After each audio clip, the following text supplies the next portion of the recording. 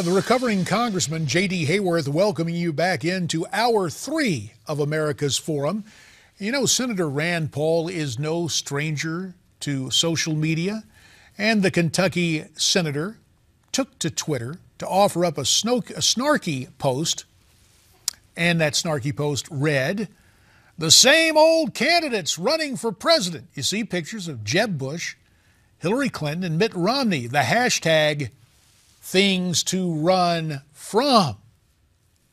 So will voters be running towards or away from a potential Rand Paul nomination for the GOP in 2016?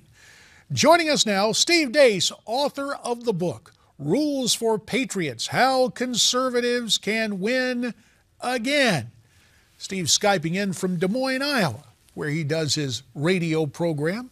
Hey, Steve, this snarky tweet, a good idea by Senator Paul?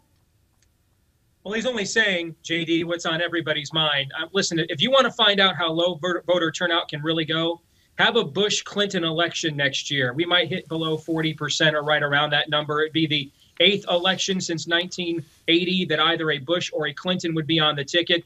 And I just think a lot of people want fresh faces. I mean, the arrogance of some of these families, some of these enclaves to believe we couldn't possibly wipe our rear ends, let alone govern ourselves, unless they tell us what to do. I just think people are tired of it. And we never tire of your interesting way of putting things, Steve. I tell you what, though, Rand Paul does seem to have a more aggressive or tech-savvy media presence than a lot of others. He even did an exclusive snapshot interview with CNN. Let's listen to some of that. Drones should only be used according to the Constitution, but if they fly over my house, they better beware because I've got a shotgun. Wait, Rand Paul sounding like Jed Clampett. Does that appeal to the populism and the libertarian strain of the Republican Party? Well, I mean, sure it does. But I mean, you know, if you look at the latest odds I put out for the Iowa caucuses, JD, Rand is plummeting.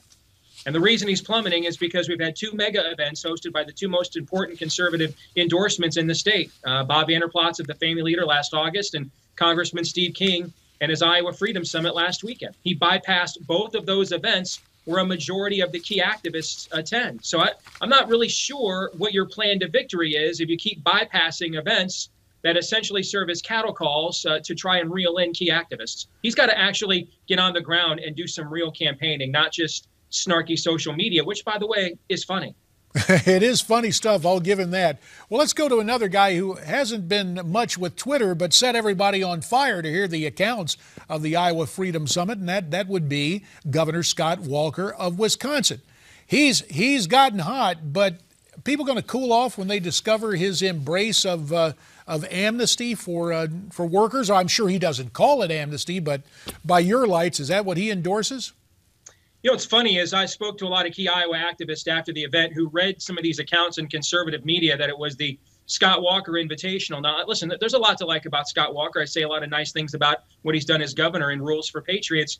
But a lot of those activists just kind of were bemused. Like it's almost like these conservative media outlets just came here and that's the story they wanted to run. And they were just going to run that story, whether it's actually true. I mean, if you were there, JD, the reality is there's the reaction Ted Cruz got. And then there's spacebar, spacebar, spacebar, the reaction everybody else got. I mean, he's in another stratosphere with the activists. Now, a lot of the what I call governing conservatives, people in elected office or aspiring to, really like Scott Walker. But you know what? Those people all like Tim Pawlenty last time, too. Now, Scott Walker is a vastly superior candidate to Tim Pawlenty, but he will have some explaining to do. He has done sort of a dance with Common Core. He's in, he's out. He's done the same thing with amnesty. And as you well know, JD, those are issues the grassroots is not budging on at all. So Scott Walker's big wins in Wisconsin will certainly give him an audience with the grassroots to close the sale, but he's going to have to be much more eloquent on a broader base of issues and make a definitive stand once and for all on Common Core and amnesty.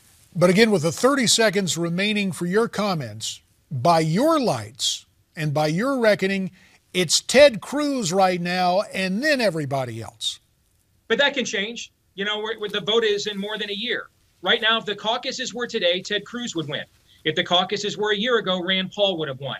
So, I mean, things can change, no question about that. And as I've said, every time you've talked to me, people continue to underrate Dr. Ben Carson here in Iowa. He certainly has built quite a cachet. And that is the thing, right? It's building an organization and getting in touch with the activists, especially in Iowa's socially conservative community. So you're saying don't count out Dr. Carson. 10 seconds. I wouldn't count out like anybody right now, but Ted Cruz, I mean, listen, this is who the activists covet right now, but that could change. Steve Deace, we're going to ask you to stay right there. When we come back, a view from the left. Stephen Cobb will join us. He's got a little different perspective, and we'll also take a look at who the Democrats might offer up in 2016. We offer this invitation for you to come back with us following this break.